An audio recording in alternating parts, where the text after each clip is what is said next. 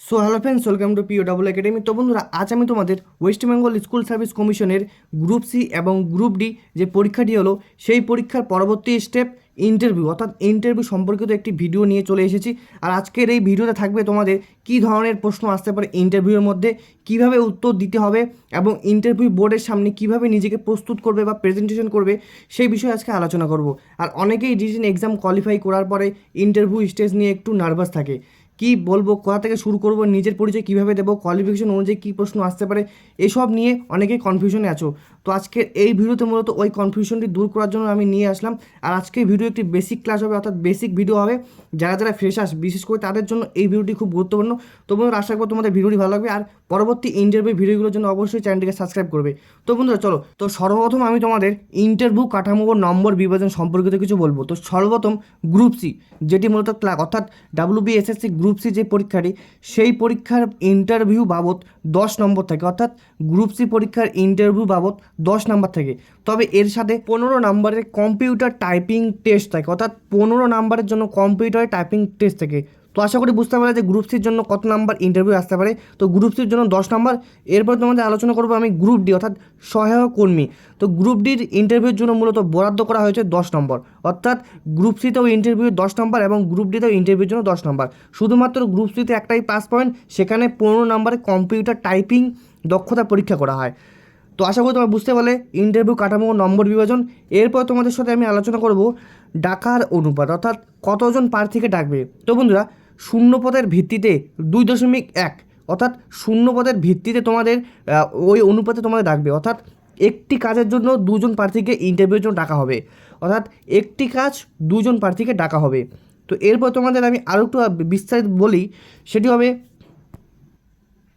Interview ডাক পাওয়ার বা short list, লিখিত পরীক্ষার নম্বর, অর্থাৎ লিখিত পরীক্ষার নম্বর প্লাস একাডেমিক স্কোর, গ্রুপ সির জন্য বিশেষ করে একাডেমিক স্কোর এবং কাজের অভিজ্ঞতার ভিত্তিতে একটি প্রাথমিক তালিকা তৈরি করা হয়, অর্থাৎ লিখিত পরীক্ষার নম্বর তার সাথে একাডেমিক স্কোর গ্রুপ সির জন্য এবং কাজের অভিজ্ঞতার ভিত্তিতে একটি প্রাথমিক তালিকা তৈরি করা হয়, যা সাধারণত শূন্যপদের বিপরীতে 2.1 অনুপাতের প্রার্থীদের ইন্টারভিউর জন্য ডাকা হয়, অর্থাৎ একটি পদের জন্য 2জন প্রার্থীকে ডাকা হয় বা ডাক পান। এরপরে নথিপত্র যাচাই। ইন্টারভিউ বোর্ডে যাওয়ার আগে প্রার্থীদের সমস্ত আসল নথিপত্র যেমন মাধ্যমিক সার্টিফিকেট, বয়সের প্রমাণপত্র, জাতিগত শংসাপত্র এবং অভিজ্ঞতার সার্টিফিকেট যাচাই করা হয়। এখানে কোনো অসঙ্গতি ধরা পড়লে প্রার্থীদের বাতিল হতে পারে, অর্থাৎ যখন ইন্টারভিউ দিতে যাবে তখন তোমাদের ডকুমেন্ট ভেরিফিকেশনের সময় মাধ্যমিক সার্টিফিকেট, বয়সের প্রমাণপত্র, জাতিগত শংসাপত্র এবং অভিজ্ঞতার সার্টিফিকেট যাচাই করা হয়। এখানে যদি একটুও ভুল পায় তো অবশ্যই তোমাদের পরীক্ষাটি বা তোমাদের চাকরিটি সে সম্পূর্ণ বাতিল হয়ে যাবে এই ডকুমেন্ট ভেরিফিকেশনের সময়। তো আশা করি তোমরা বুঝতে পারলে এতদূর পর্যন্ত। এরপর আমি তোমাদের আলোচনা করব ডাইরেক্ট সেকেন্ড পেজে, যেখানে মূলত তোমরা ইন্টারভিউ নিয়ে আলোচনা করবো, অর্থাৎ ইন্টারভিউ বা পার্সোনালিটি টেস্ট, অর্থাৎ ইন্টারভিউ বা পার্সোনালিটি টেস্ট বলতে কী বোঝায় সেই বিষয়ে আজকে আলোচনা করব। তো সর্বপ্রথম, তো ইন্টারভিউ হলো একটি আনুষ্ঠানিক ও গুরুত্বপূর্ণ মূল্যায়ন প্রক্রিয়া, অর্থাৎ ইন্টারভিউ হলো একটি আনুষ্ঠানিক ও গুরুত্বপূর্ণ মূল্যায়ন প্রক্রিয়া যেখানে কোনো নির্দিষ্ট পদে নিয়োগের আগে পরীক্ষার্থীর জ্ঞান, দক্ষতা, ব্যক্তিত্ব, উপস্থিত বুদ্ধি, আচরণ, দায়িত্ববোধ এবং কাজের প্রতি মানসিকতা যাচাই করা হয়। অর্থাৎ ইন্টারভিউয়ের মাধ্যমে মূলত পরীক্ষার্থীর জ্ঞান, ব্যক্তিত্ব, উপস্থিত বুদ্ধি, আচরণ ও দায়িত্ববোধ এবং কাজের প্রতি মানসিকতা যাচাই করা হয় এবং এই প্রক্রিয়ার প্রশ্নোত্তরের মাধ্যমে বোঝার চেষ্টা করা হয় যে প্রার্থীর সংশ্লিষ্ট কাজের জন্য কতটা উপযুক্ত। অর্থাৎ এই ইন্টারভিউয়ের মাধ্যমে বা প্রশ্ন উত্তরের মাধ্যমে বোঝার চেষ্টা করা হয় যে প্রার্থীর সংশ্লিষ্ট কাজের জন্য কতটা উপযুক্ত ও শিক্ষাগত যোগ্যতাই নয়, শুধুমাত্র যে শিক্ষাগত যোগ্যতা সেটি ইন্টারভিউর মধ্যে পড়ে না, অর্থাৎ শিক্ষাগত যোগ্যতাই নয়, একজন প্রার্থীর যোগাযোগ দক্ষতা, আত্মবিশ্বাস, সমস্যা সমাধানের ক্ষমতা এবং সুশৃঙ্খলা বোধ বা ইন্টারভিউর মাধ্যমে মূল্যায়িত হয়। অর্থাৎ ওভারঅল তোমাদের বলি, ইন্টারভিউর মাধ্যমে মূলত পরীক্ষার্থীর ব্যবহার, দক্ষতা, উপস্থিত বুদ্ধি, আচরণ, এছাড়া পরীক্ষার্থীর যে আত্মবিশ্বাস এসব দেখা হয়। এরপরে তাই ইন্টারভিউ হলো নির্বাচনী প্রক্রিয়ার এমন একটি গুরুত্বপূর্ণ ধাপ যা পরীক্ষার্থীর সামগ্রিক যোগ্যতা নির্ধারণ করতে সাহায্য করে। তো আশা করি ইন্টারভিউ বা পার্সোনালিটি টেস্ট বলতে কী বোঝায় সেটি তোমরা বুঝতে, এবং এটি কেন নেওয়া হয়, কেননা প্রতিটি পরীক্ষার মধ্যে সেই অ্যাবিলিটিটা থাকে না। যেমন ধরো তুমি তোমার আচরণবোধটা একটু অন্যরকম বা তুমি সেই দায়িত্বটা পালন করতে পারবে না, সেক্ষেত্রে তোমার যখন ইন্টারভিউ নেবে, তো ইন্টারভিউ যারা যারা নেবে বা বোর্ডের লোক যে নেবে তারা অবশ্যই বুঝে যাবে যে তোমার মধ্যে সেই দায়িত্ববোধটুকু নেই, তখন তুমি নাম্বার পাবে না। আর যদি তোমার ইন্টারভিউ যারা বোর্ড নেবে তারা যদি দেখে তোমার মধ্যে দায়িত্ববোধটি আছে, তো অবশ্যই তোমার নাম্বার বেশি পাবে।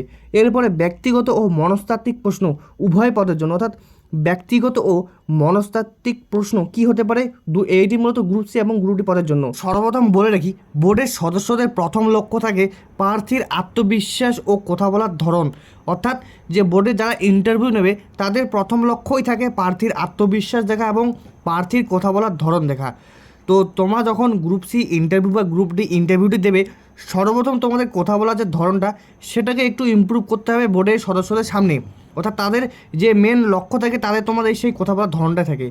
তো এরপরে তোমাদের যেটি করতে হবে সেটি হচ্ছে আত্মপরিচয় বা সেলফ ইন্ট্রোডাকশন, অর্থাৎ বোর্ডের যারা ইন্টারভিউ নেবে তাদের সামনে তোমাদের নিজের আত্মপরিচয়টি বা সেলফ ইন্ট্রোডাকশনটি ভালো করে দিতে হবে। তো আমি আমার মতো করে দিলাম, তোমাদের মতো করে বলবে। তো সর্বপ্রথম তোমাদের নাম, তোমার সম্পর্কে কিছু বলতে হবে, যেখানে তোমার ঠিকানা দিতে হবে, শিক্ষাগত যোগ্যতা এবং শখ ছোট করে বলতে হবে। অর্থাৎ আত্মপরিচয়ের ওখানে তোমার নিজের নাম, তোমার স্থায়ী ঠিকানা, শিক্ষাগত যোগ্যতা এবং শখ ছোট করে বলতে হবে। এটি হচ্ছে তোমাদের সেলফ ইন্ট্রোডাকশান। আমি আমার মতো করে ছোট্ট করে দিলাম বোঝানোর জন্যে। সেক্ষেত্রে তোমাকে আরও ইন্টারভিউর জন্য আরও রিসার্চ করতে হবে এবং এগুলো বিষয়ে ছোটো থেকে বড় করতে হবে তোমার এরপরে সেলফ ইন্ট্রোডাকশনের পরে আলোচনা করব আমি, সেটি হবে শিক্ষাগত যোগ্যতা ও পদের অমিল, অর্থাৎ শিক্ষাগত যোগ্যতার সাথে পদের অমিল।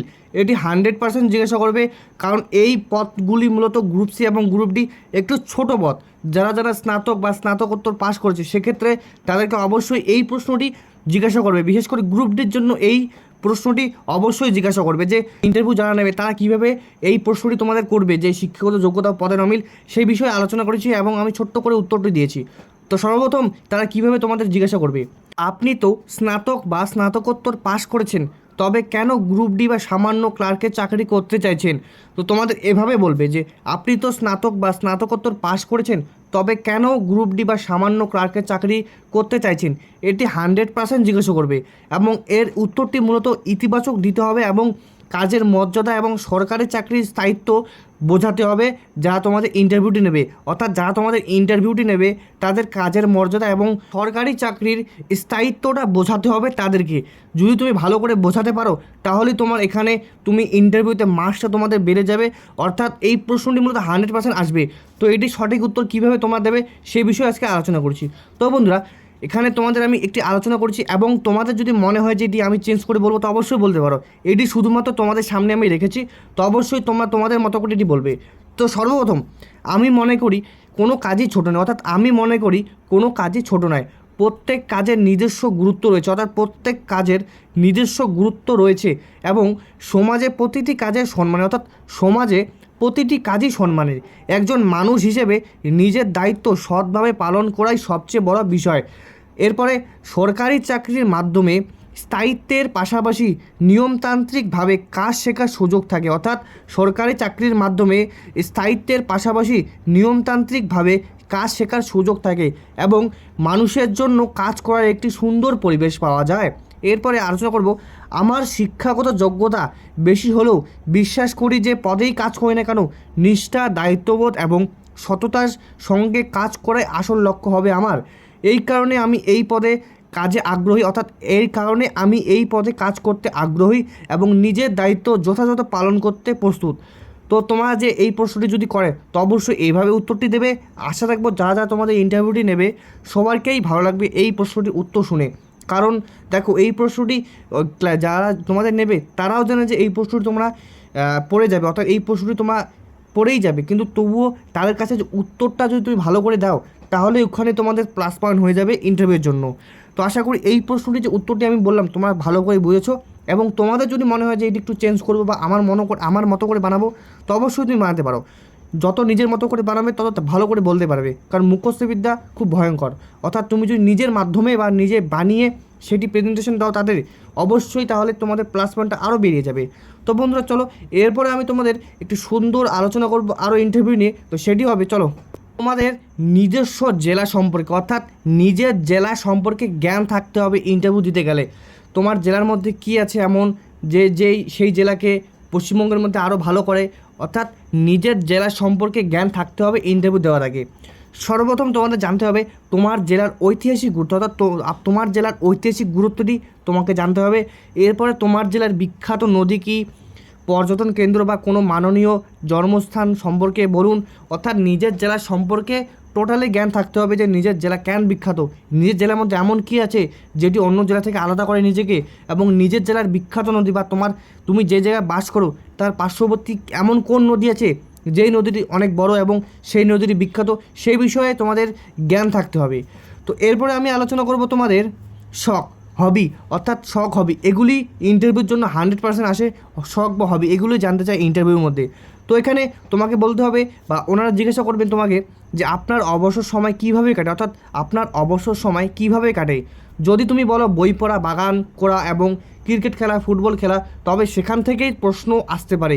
অর্থাৎ তুমি যদি বলো তাদেরকে যে আমি ক্রিকেট খেলতে ভালোবাসি, ফুটবল খেলতে ভালোবাসি, গল্প বই পড়তে ভালোবাসি এবং বিভিন্ন আর্ট করতে ভালোবাসি, তো তারা তখন তোমাকে সেই বিষয় থেকেই প্রশ্ন করবে। অর্থাৎ তুমি যদি ক্রিকেট থেকে বলো তো অবশ্যই ক্রিকেট সম্পর্কে জ্ঞান থাকতে হবে তোমাকে, এবং বিশ্বকাপ বা আপকামিং যেগুলো হয়ে গেল সেগুলো সম্পর্কে জ্ঞান থাকতে হবে, কে কত সেঞ্চুরি করলো না করলো এগুলো সম্পর্কে। অর্থাৎ তোমাদের শর্টকাট করে বলে দেই, তুমি যেই হবি বা যেই শখটি পূরণ করতে তো সেই সম্পর্কে অবশ্যই জ্ঞানটা রেখে যাও। হুন্ডারি ওখানে বলে দেবে না যে আমি এটা, তখন ওখান থেকেই তোমাকে প্রশ্ন করবে। তো আশা করি তুমি বুঝতে পারলে যে শখ বা হবি তুমি কি বলবে, তুমি যেই পেশার সাথে আছো বা যেই কাজটি অবসর সময় করো সেটিই বলবে, এর বাইরে কোনো কিছু বলতে যাবে না। যদি না করতে থাকো তো বলে দেবে যে আমি করি না। এরপরে গ্রুপ ডি বা সহায়ক কর্মী পদের জন্য বিশেষ প্রশ্ন। গ্রুপ ডি বা সহায়ক কর্মীর জন্য বিশেষ প্রশ্ন। সর্বপ্রথম পিয়ন বা অর্ডারলি বিদ্যালয়ের ডাক বা চিঠি আদান প্রদান এবং ফাইল এক টেবিল থেকে অন্য টেবিল নেওয়ার সময় কি কি সাবধানতা অবলম্বন করবে। অর্থাৎ তোমাকে জিজ্ঞাসা করতে পারে বিদ্যালয়ের ডাক বা চিঠি আদান প্রদান এবং ফাইল এক টেবিল থেকে অন্য টেবিলে নেওয়ার সময় কী সাবধানতা অবলম্বন করবেন, সেটা তোমাকে তোমার মন থেকে এবং তোমাকে বুঝেই সেই উত্তরটি করতে হবে। কারণ গ্রুপ ডি যারা ইন্টারভিউ দেবে তাদেরকে বেশিরভাগ এগুলি প্রশ্নই করবে যে তুমি যখন চিঠি আদান প্রদান করবে বা এক ফাইল আরেক ফাইল বা ধর কোনো ফাইল অন্য টেবিলে দিয়ে আসবে, তখন তোমাকে কী সাবধানতা অবলম্বন করতে হবে সেই বিষয়ে তোমাকে আলোচনা করতে হবে। তো আশা করি এই প্রশ্নটি বুঝতে পারলে, এবং এই প্রশ্নটি যদি উত্তর চেয়ে থাকো তো অবশ্যই কমেন্টে জানিয়ে দেবে, আমি তোমাকে উত্তরটি একবারে জেনুইনভাবে বলে দেবো। তো এরপরে আমি সেকেন্ড যে প্রশ্নটি সেটি মূলত হবে কাজের ক্ষেত্রে, অর্থাৎ কাজের ক্ষেত্রে একজন স্কুল বা পিয়ন ল্যাবরেটরি অ্যাটেন্ডেন্টের প্রধান তিনটি কাজ কী কী। তো সর্বপ্রথম স্কুল বা ল্যাবরেটরির দৈনন্দিন পরিষ্কার পরিচ্ছন্ন বজায় রাখা। অর্থাৎ এই একটা স্কুল পিয়ন বা ল্যাবরেটরি তাদের প্রধান তিনটি কাজের মধ্যে সর্বপ্রথম যেই কাজটি পড়বে সেটি হচ্ছে দৈনন্দিন পরিষ্কার পরিচ্ছন্নতা বজায় রাখা, যেমন শ্রেণীকক্ষ, অফিস কক্ষ, ল্যাবরুম, টেবিল, চেয়ার, যন্ত্রপাতি ইত্যাদি পরিষ্কার রাখাই তাদের প্রধান তিনটি কাজের মধ্যে সর্বপ্রথম একটি কাজ। এরপরে আমি আলোচনা করব অন্যান্য কাজ, সেটি হচ্ছে প্রয়োজনীয় নথি, শিক্ষা সামগ্রী বা ল্যাবের উপকরণ নির্দিষ্ট স্থানে পৌঁছে দেওয়া ও সংরক্ষণে সহায়তা করা। অর্থাৎ যে 2 নম্বর কাজটি পড়বে সেটি হচ্ছে প্রয়োজনীয় নথিপত্র, শিক্ষা সামগ্রী বা ল্যাবের উপকরণ নির্দিষ্ট স্থানে পৌঁছে দেওয়া ও সংরক্ষণে সহায়তা করাই হচ্ছে তাদের মূল কাজ।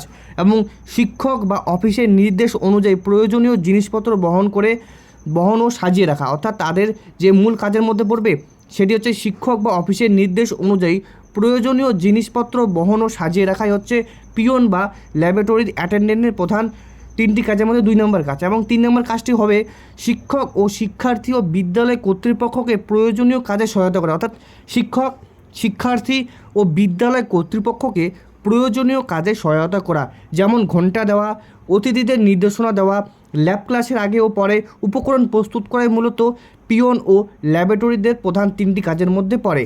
তো এরপরে আমি তোমাদের আলোচনা করব আরেকটি বিষয় নিয়ে, সেটিও মূলত গ্রুপ ডি রিলেটেডই হবে। তো সেটি হচ্ছে ল্যাব অ্যাটেন্ডেন্ট। অর্থাৎ ল্যাবরেটরিতে কোনো কাচের সরঞ্জাম ভেঙে গেলে বা রাসায়নিক ছড়িয়ে পড়লে আপনি কীভাবে পরিষ্কার করবেন, এই প্রশ্নটিও আসতে পারে। অর্থাৎ এই প্রশ্নটি অত্যন্ত গুরুত্বপূর্ণ তোমাদের জন্য, বিশেষ করে যারা গ্রুপ ডি দেবে, বিশেষ করে এই প্রশ্নটা তাদের জন্য ইম্পর্টেন্ট। এর পরবর্তী প্রশ্ন নিয়ে আলোচনা করব, সেটি হচ্ছে তো 5 নম্বর প্রশ্নটি হচ্ছে স্কুলের প্রতিদিনের প্রেয়ার বা অ্যাসেম্বলি চলাকালীন আপনার ভূমিকা কী হবে। অর্থাৎ স্কুলে যে প্রতিদিনের প্রেয়ার বা অ্যাসেম্বলি চলাকালীন আপনার ভূমিকাটি কী হবে। অর্থাৎ এই প্রশ্নটি মূলত যারা গ্রুপ ডি ইন্টারভিউ দেবে তাদেরকে এই প্রশ্নটি জিজ্ঞাসা করতে পারে যে তখন তাদের ভূমিকাটি কী হবে। এটি মূলত প্রার্থনা ও সভা চলাকালীনই তাদের ভূমিকাটি দেখবে। তো 6 নম্বর প্রশ্ন দিকে যাব, বিদ্যালয়ের সম্পদ রক্ষা করা। তো অর্থাৎ 6 নম্বর প্রশ্নটি বিদ্যালয়ের সম্পদ রক্ষা করা। তো প্রশ্নটি হলো, ছুটির পর স্কুলের জানলা দরজা বন্ধ আছে কি না, ফ্যান লাইট জ্বলছে কি না সেটা দেখা কার দায়িত্ব। অর্থাৎ ছুটির পরে স্কুল জানলা দরজা বন্ধ আছে কি না বা ফ্যান লাইট জ্বলছে কি না সেটাও দেখা দায়িত্ব মূলত গ্রুপ ডি বা যারা যারা গ্রুপ ডি কাজের সাথে যুক্ত তাদেরই এই দায়িত্বটি থাকে। তো যখন এই প্রশ্নটি করবে তখন তোমরা বলে দেবে যে এটি হচ্ছে এই মানে এদের দায়িত্ব, এবং তারা স্কুল শেষ হওয়ার পর এরা ঠিকঠাক করে দরজা বন্ধ করে, জানলা বন্ধ করে, ফ্যান অফ করে বা লাইট অফ করে, এসব কাজ হচ্ছে গ্রুপ ডির জন্য। এবং গ্রুপ ডি যারা ক্যান্ডিডেট তারা সবার শেষে স্কুল থেকে বের হয়। এরপরে 7 নম্বর প্রশ্ন, পরীক্ষার সময় ভূমিকা। অর্থাৎ গ্রুপ ডি যারা যারা তাদের পরীক্ষার সময় ভূমিকাটা কী।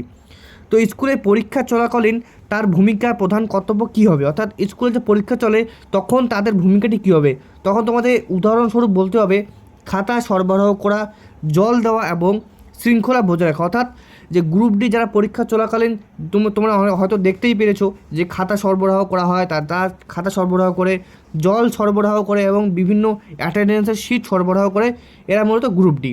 এরপরে তোমাদের আলোচনা করবো আমি গ্রুপ সি বা ক্লার্ক পদের জন্য বিশেষ প্রশ্ন।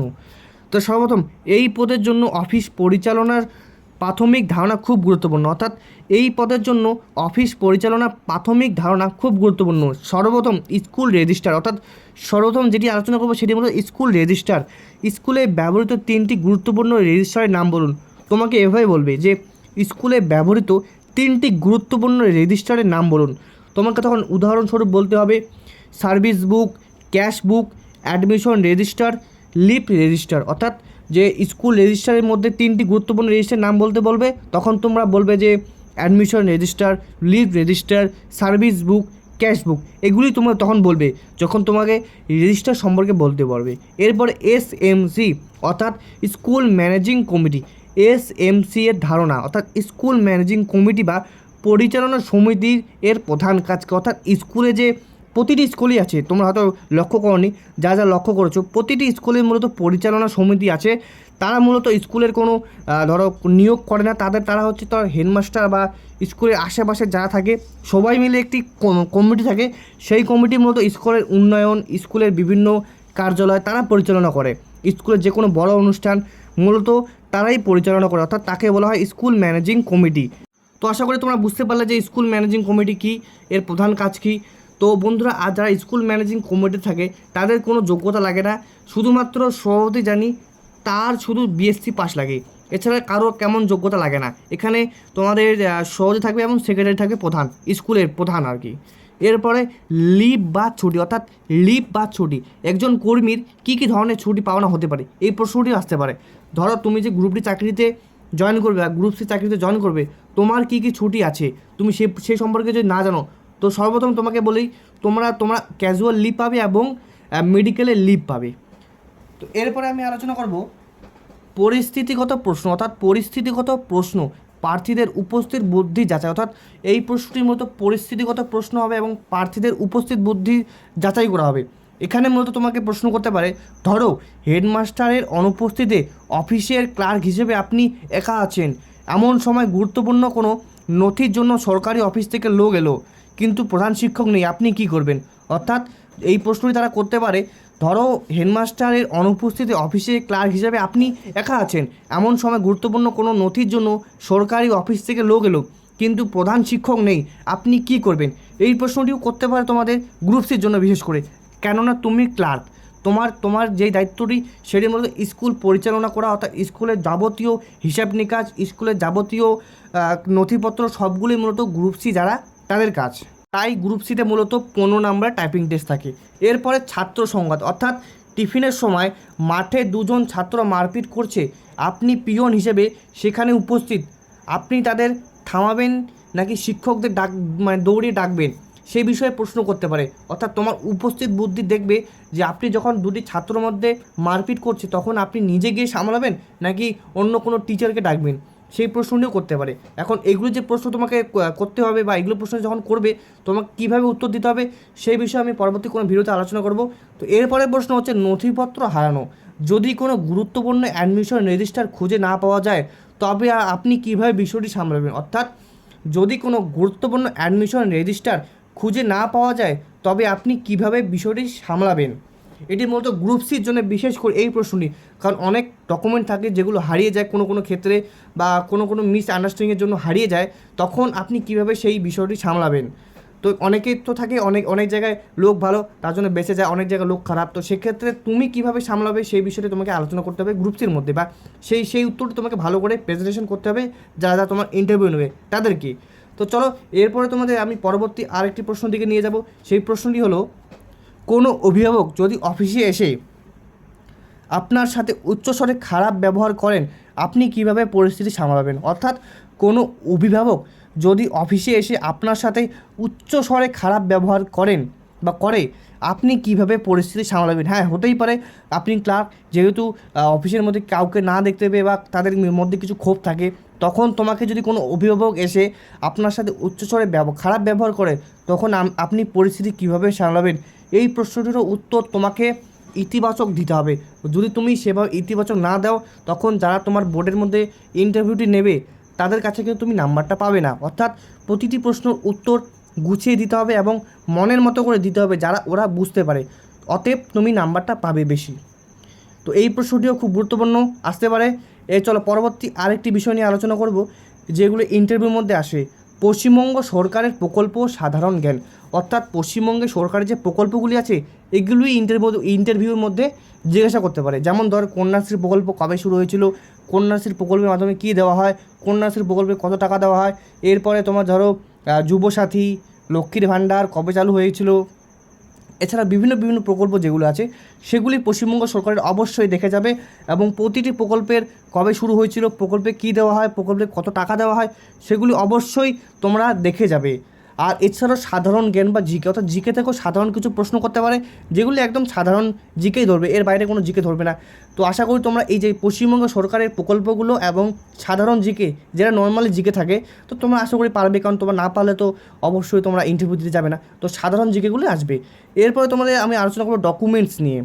তো অবশ্যই যখন তুমি ইন্টারভিউ দিতে যাবে, তো সর্বপ্রথম মাধ্যমিকের অ্যাডমিট, বয়সের প্রমাণ, মার্কশিট, কাস্ট সার্টিফিকেট এবং অভিজ্ঞতার শংসাপত্র যদি থাকে, ইন্টারভিউর দিন সমস্ত অরিজিনাল সার্টিফিকেট ও কল লেটার সাথে রাখা বাধ্যতামূলক। অর্থাৎ যখন তুমি ইন্টারভিউ দিতে যাবে, তখন অবশ্যই সমস্ত তোমার অরিজিনাল ডকুমেন্ট, সার্টিফিকেট এবং কল লেটারের সাথে রাখা বাধ্যতামূলক। তোমার সাথে এই যতগুলো তোমার ডকুমেন্টস সবগুলো ক্যারি করবে, তাহলে তোমার কোনো প্রবলেম হবে না। এরপরে নম্রতা, অর্থাৎ উত্তর জানা না থাকলে সরাসরি ও বিনীতভাবে বলুন। অর্থাৎ তোমার যদি এই প্রশ্নটি উত্তর জানা না থাকে বা উত্তর জানা আছে তবুও তুমি বলতে পারছো না, তখন তোমাকে সরাসরিভাবে ডাইরেক্ট না করবে না, এরমভাবে বলবে, যে বিনীতভাবে বলবে যে স্যার এই উত্তরটি আমার এই মুহূর্তে মনে পড়ছে না। অর্থাৎ তোমাকে বলতে হবে, স্যার এই উত্তরটি আমার এই মুহূর্তে মনে পড়ছে না, এভাবে তুমি বলবে।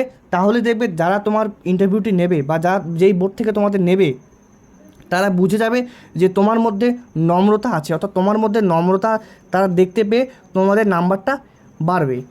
চলো এর পরবর্তী আরেকটি লাস্ট বিষয় নিয়ে আলোচনা করব, সেটি হচ্ছে একাডেমিক যোগ্যতা। অর্থাৎ একাডেমিক যোগ্যতা নিয়ে আলোচনা করব। কেন উচ্চশিক্ষিত হয়েও ছোট পদে কাজ করতে চাইছেন, এই প্রশ্নের উপরে বিরক্ত প্রকাশ না করে কাজের প্রতি শ্রদ্ধা এবং সরকারি চাকরির স্থায়িত্বের কথা ইতিবাচক ভাষায় বলতে হবে। এটি আমি তোমাদের প্রথমেই উত্তরের সাথে বলে দিয়েছি।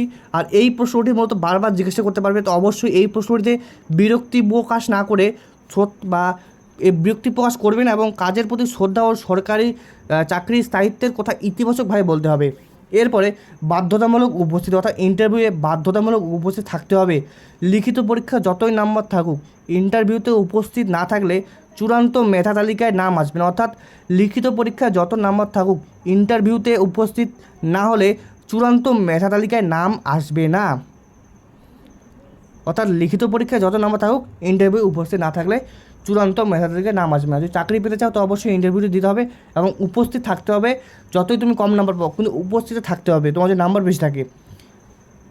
তো এরপরে আমি আলোচনা করবো তোমাদের লাস্ট, যেটি কী বলবো, শেষ পরবর্তী কোনো ভিডিওতে আমি আলোচনা করবো। তো বন্ধুরা, আজকের জন্য bye bye, take care, next কোনো ভিডিও দেখা হচ্ছে। এরকমই ইন্টারভিউ ভিডিও চেয়ে অবশ্যই চ্যানেলটিকে সাবস্ক্রাইব করবে।